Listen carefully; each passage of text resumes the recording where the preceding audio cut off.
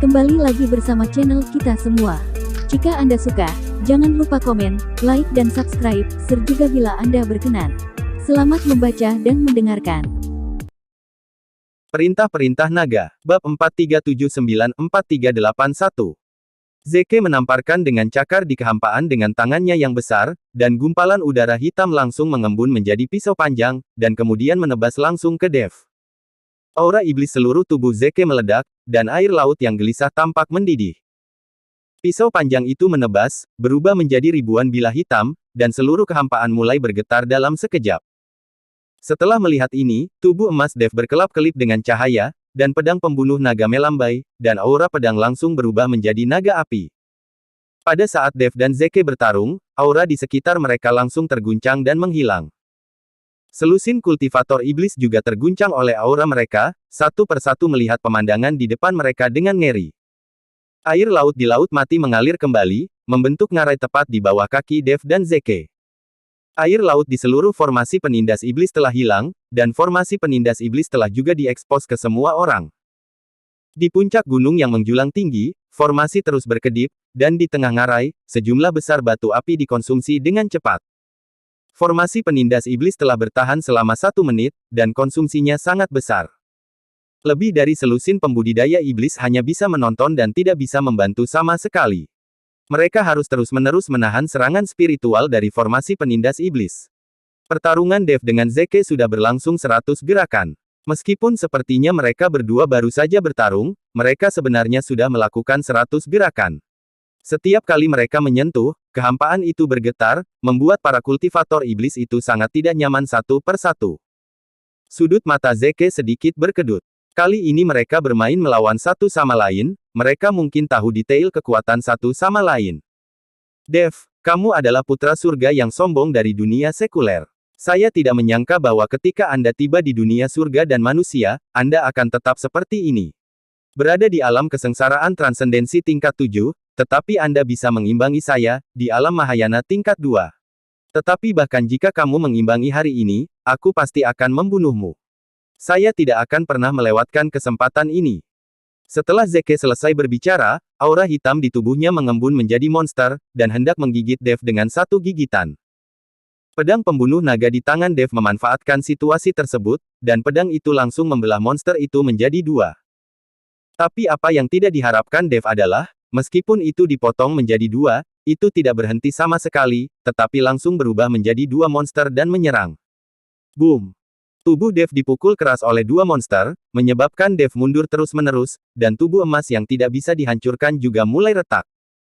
Ketika Dev melihat ini, kristal naga di depan dadanya mulai berkedip, dan naga api perlahan muncul di belakang tubuh Dev.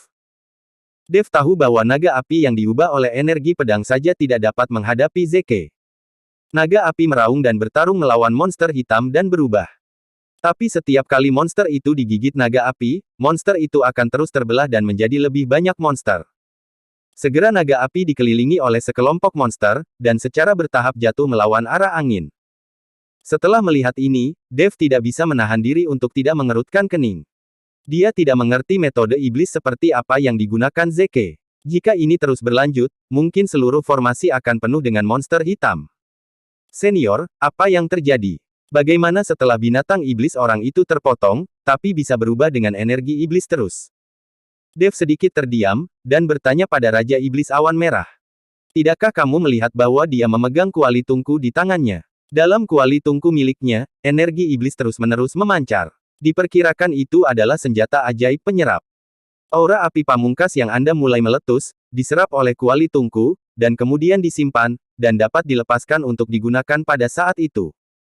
Alasan mengapa monster-monster itu dapat terus membelah diri sepenuhnya karena pelepasan energi iblis secara konstan di kuali tungku.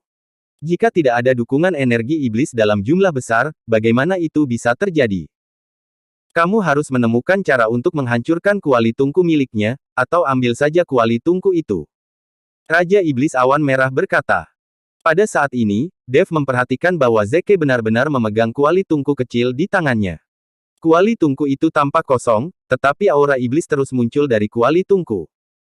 Tapi ketika Dev teralihkan dan berbicara dengan Raja Iblis Awan Merah, tiba-tiba aura dingin datang dari belakangnya. Dia melihat biksu berbaju hijau memegang pisau panjang, di belakang Dev, bergerak seperti hantu. Lalu dia menebas Dev dengan keras. Modiar sampeyan. Wajah biksu berbaju hijau garang, Dev memotong salah satu lengannya, tentu saja dia ingin membalas dendam. Aura yang keras berada tepat di atas pisau panjang, inilah ritme yang akan membelah Dev menjadi dua. Meskipun Zeke mengatakan bahwa dia ingin menyerahkan Dev kepadanya untuk ditangani, biksu di berbaju hijau selalu merenung tentang kehilangan lengannya, jadi dia ingin membunuh Dev untuk membalaskan dendamnya. Baru saja dia menemukan bahwa Dev terganggu dalam pertempuran, jadi dia mengambil kesempatan untuk menyerang Dev di belakang punggungnya. Menghadapi serangan diam-diam, Dev mencibir wajahnya, dan tidak menoleh ke belakang. Bahkan tidak menghindar. Tepat ketika pisau panjang menebas tubuh Dev, cahaya keemasan meledak, dan tubuh emas yang tidak bisa dihancurkan menghalangi pisau itu, tetapi karena tubuh emas yang tidak bisa dihancurkan baru saja retak, maka ketika pisau ini menebas, dan tubuh emas yang tidak bisa dihancurkan hancur seketika. Biksu berbaju hijau sangat gembira. Tanpa baju besi ini, Dev akan menjadi anak domba yang bisa disembelih. Saat pisau panjang di tangan biksu berbaju hijau terus berjatuhan, pisau panjang itu langsung mengenai bahu Dev, dan dia tidak bisa menenggelamkannya. Melihat tubuh Dev lagi, tidak ada bekas luka sama sekali. Wajah biksu berbaju hijau penuh kejutan, dan senyumnya langsung membeku di wajahnya. Dia mengira dia dapat melukai Dev. Tubuh emas yang tidak bisa dihancurkan Dev dihancurkan, tetapi siapa yang tahu bahwa tubuh Dev sangat kuat.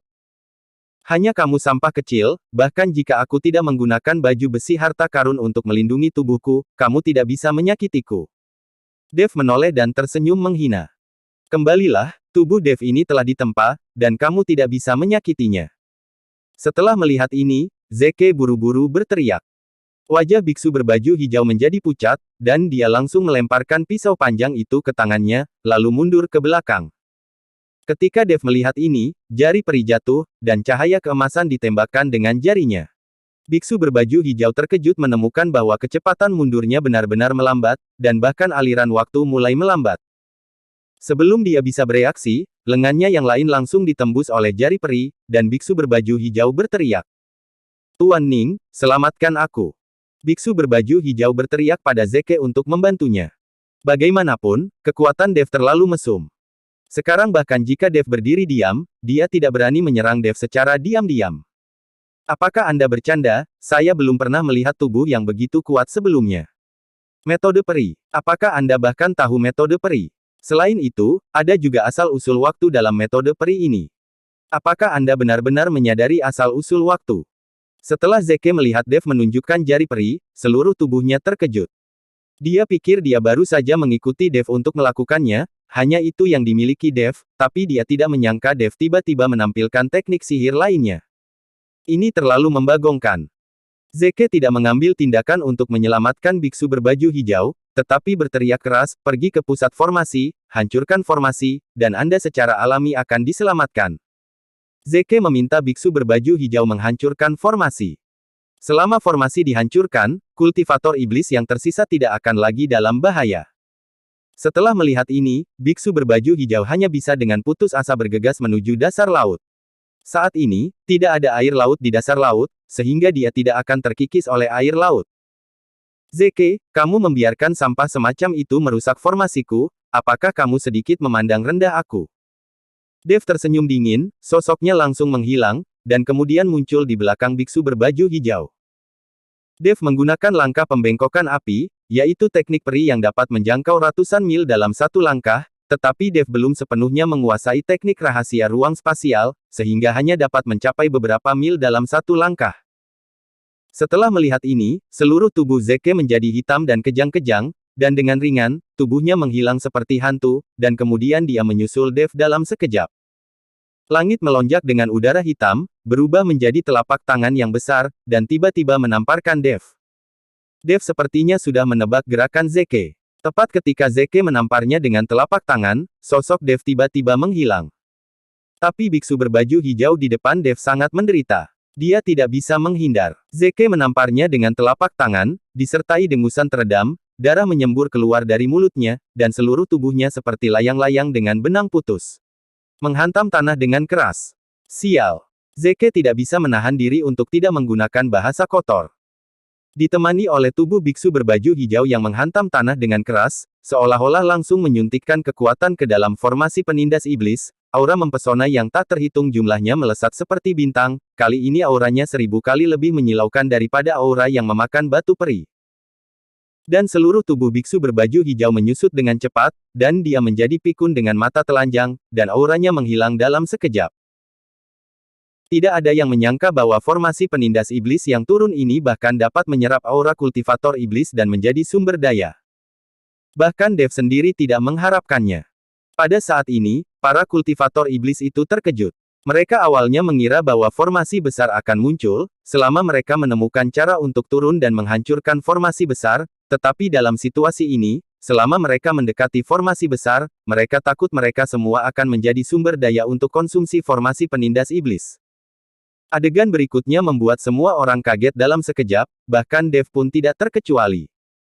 Saya melihat semburan suara yang menghancurkan, dan aura kehampaan yang ganas terpancar kemana-mana. Kemudian retakan padat di kehampaan muncul satu persatu, dan terus menyebar. Celah-celah gelap di kehampaan seperti mulut monster yang besar, dengan hisapan tak terbatas menyedot segalanya. Melihat begitu banyak celah kosong yang tiba-tiba muncul, Dev juga berkeringat di dahinya dalam sekejap. Kali ini sepertinya agak besar. Jika Anda benar-benar tersedot oleh celah-celah di kehampaan, Anda mungkin tidak akan pernah bisa kembali. Para kultivator iblis dan Zeke melihat celah-celah di kehampaan yang muncul, dan mereka menjadi pucat ketakutan dan berteriak. Terkadang kematian tidak menakutkan, yang menakutkan adalah wilayah yang belum dipetakan. Tidak ada yang tahu apa yang ada di balik celah kosong ini.